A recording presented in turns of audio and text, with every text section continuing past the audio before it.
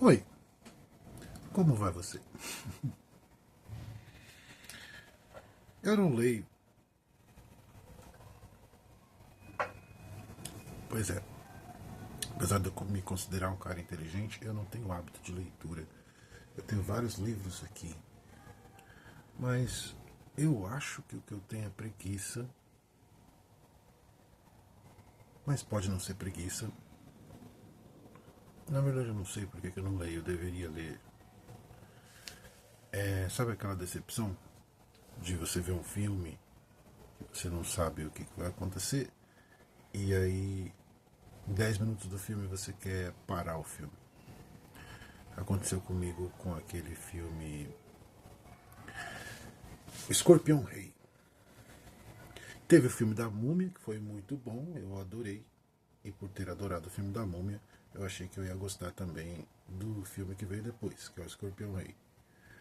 E aí teve uma cena que o protagonista estava num barco e tinha uma espada mágica que saiu da caixa, saiu voando, fez uma peripécia no ar e.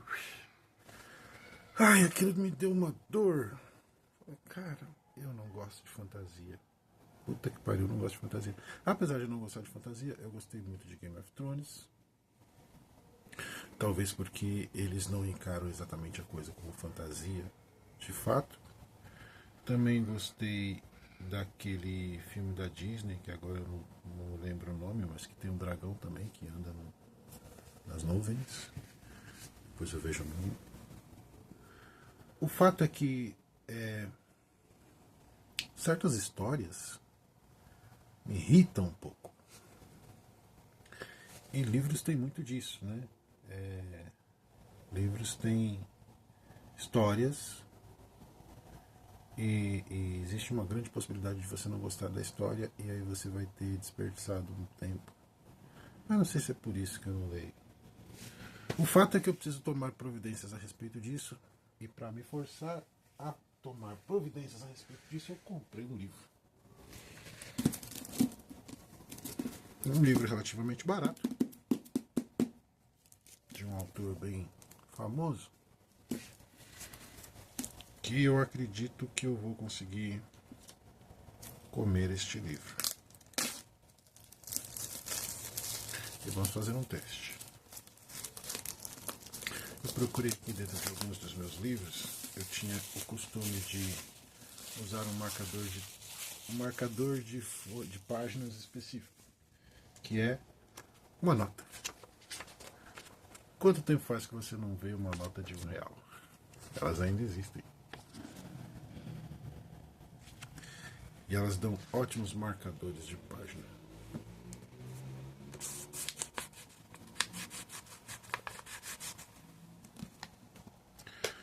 Vamos ver se eu consigo ler esse livro sem perder a paciência. Por onde eu começo?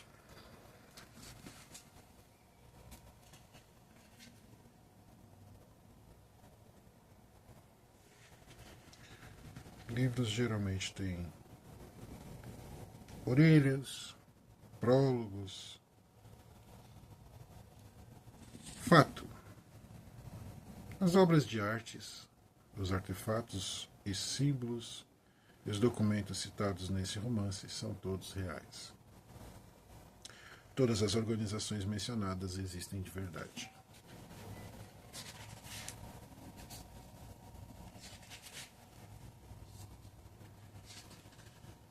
Prólogo.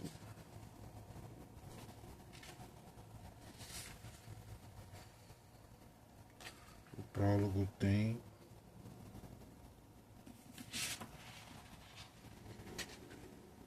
10 páginas. Vamos ler o prólogo.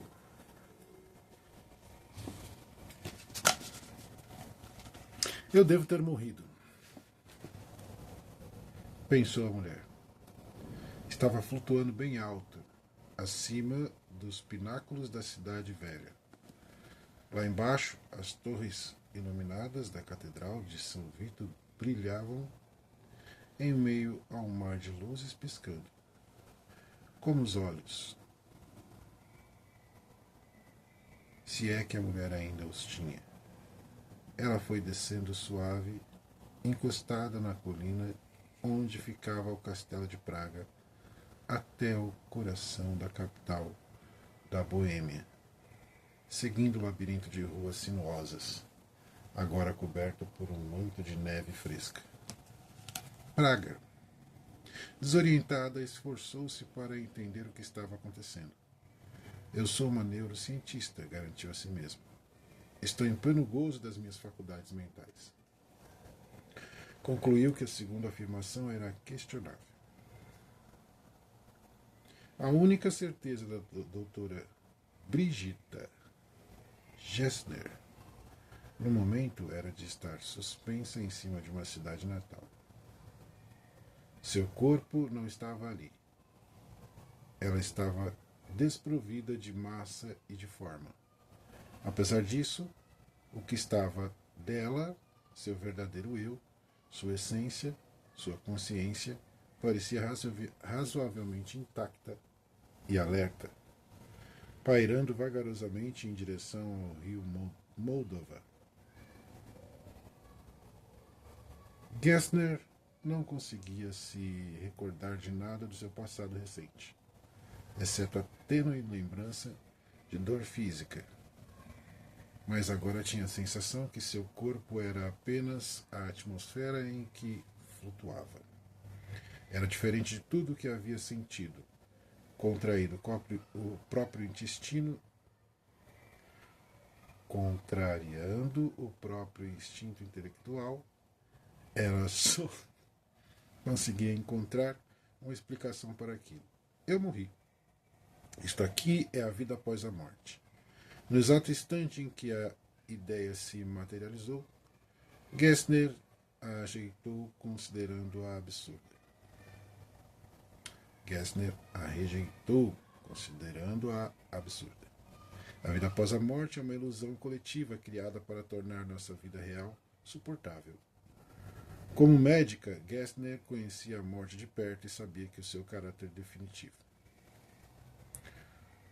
Quando ainda era estudante de medicina, ao dissecar cérebros humanos, entendeu que todos os atributos pessoais que fazem de nós quem somos, as esperanças, os medos, os sonhos, as lembranças, não passam de componentes químicos mantidos em suspensão por descargas elétricas dentro do cérebro. Quando a pessoa morre, a fonte de energia do cérebro é cortada. E todas essas substâncias químicas simplesmente se dissolvem até virar uma poça de líquido, sem significado algum, apagando todos os vestígios de quem essa pessoa foi um dia. Quando a pessoa morre, ela morre. Ponto final. Agora, porém, pairando sobre os jardins simétricos do palácio Wallenstein, ela se sentia extremamente viva. Via neve cair à sua volta, ou seria através dela. E por mais estranho que parecesse, não sentia frio algum. Era como se sua mente estivesse apenas flutuando no espaço, com todo o raciocínio e toda a lógica intactos. Eu tenho função cerebral, falou para si mesma. Então devo estar viva. A única conclusão a qual Gessner conseguia chegar era de que estava tendo o que a literatura médica denominava EFT. Uma experiência fora do corpo, uma alucinação que ocorre quando pacientes gravemente feridos são ressuscitados após a constatação da morte clínica. A EFC se dá quase sempre da mesma maneira. A pessoa tem a percepção de que a mente está temporariamente separada do corpo físico, que flutua em pleno ar suspenso sem forma. Apesar de parecer uma experiência real, a EFC é fruto da imaginação, em geral desconectada pelos efeitos de estresse extremo e de falta de oxigenação no cérebro, por vezes aliado a algum anestésico usado nos atendimentos emergenciais. Por exemplo, a cetamina. Imagens que estou vendo não são alucinação, garantiu Gessner a si mesmo. Ao fitar lá embaixo o rio Moldava serpenteando pela cidade. Mas se isso é uma IFC, então eu devo estar morrendo.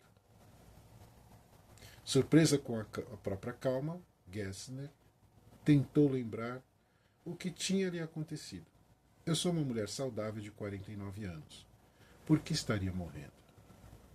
Num clarão ofuscante, uma lembrança assustadora se materializou em sua consciência, e ela então compreendeu onde o seu corpo físico jazia naquele exato instante. E o mais apavorante, o que estava sendo feito com ela. Gessner estava deitada de costas, presa a uma máquina que ela própria havia criado. Acima dela, um monstro, uma criatura que mais parecia uma espécie de homem primordial, surgindo das entranhas da terra. Sua cabeça estava toda coberta por uma grossa camada de barro imundo, repleta de rachaduras, irregular, como a superfície da lua. Por trás da máscara de barro, apenas os olhos cheios de ódio eram visíveis. 3 letras no idioma antigo estavam entalhadas de modo grosseiro em sua testa. Por que está fazendo isso? Gritou Gessner em pânico. Quem é você? O que é você? Eu sou o protetor dela, respondeu o monstro com uma voz oca e um leve sotaque eslavo. Ela confiou em você e você a atraiu. Ela quem? Exigiu saber Gessner. O monstro disse o nome de uma mulher. E a Gessner sentiu uma pontada de pânico. Como é possível ela saber o que eu fiz? Um peso gelado se materializou nos braços de Gessner. E ela se deu conta de que o monstro havia iniciado o processo.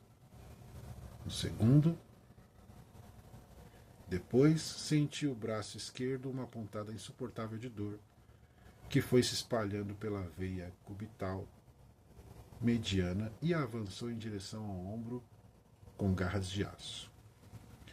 Pare, por favor, arquejou ela. Conte-me tudo, exigiu ele, enquanto a sensação lancinante chegava à axila de Gessner. Eu conto, concordou ela fora de si. E o monstro passou a máquina. E o monstro pausou a máquina. A dor do ombro cessou imediatamente, embora a queimação tenha perdurado. Tomada pelo terror, Gessner se pôs a falar freneticamente por entre os dentes, revelando o segredo que havia jurado guardar. Foi respondendo às perguntas que ele fazia, revelando assim a perturbadora verdade em relação ao que ela e seus colegas tinham criado bem fundo debaixo da cidade de Praga. O monstro a encarou de cima, por trás da grossa máscara de barro, os olhos frios cintilados de compreensão e raiva. Vocês construíram um circo dos horrores subterrâneo, sussurrou ele. Merecem todos morrer. Sem hesitar, religou a máquina e se encaminhou para a porta. Não! Guinchou ela com agonia, que voltou a dominá-la, passando pelo ombro e chegando ao peito. Por favor, não vá embora. Isto vai me matar. Vai, respondeu ele por cima do ombro. Mas a morte não é o fim. Eu já morri muitas vezes. Em seguida, o monstro evaporou, e Gessner de repente se viu flutuando outra vez. Tentou suplicar por clemência, mas a sua voz foi calada por um trovão ensurdecedor, enquanto o céu acima dela pareceu rachar ao meio. Ela se sentiu agarrada por uma força invisível, uma espécie de gravidade invertida que começou a erguê-la cada vez mais alto e arrastá-la para cima. Por anos, a doutora Brigitta Gessner havia zombado das histórias de seus pacientes que diziam ter voltado dos raios da morte, das raias da morte. Agora ela se pegou rezando para ser uma das raras almas que haviam chegado à beira do abismo, encarado o vazio e, de alguma forma, se afastado do precipício. Eu não posso morrer. Preciso avisar os outros. Mas ela sabia que era tarde. Essa vida tinha chegado ao fim. Capítulo 1.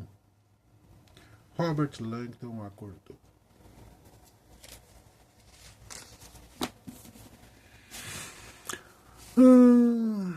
Parece interessante.